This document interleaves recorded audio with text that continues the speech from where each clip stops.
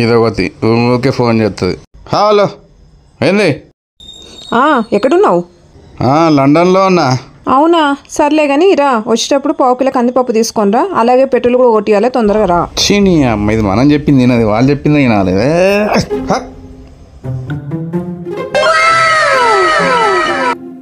అంటే నువ్వు నా పక్కకే వచ్చి నా పక్కకి నిలబడి నాకు చెప్పేంత సినిమా ఉన్నదా నీకు? ఏం అంటే మాట పట్టించుకోవా?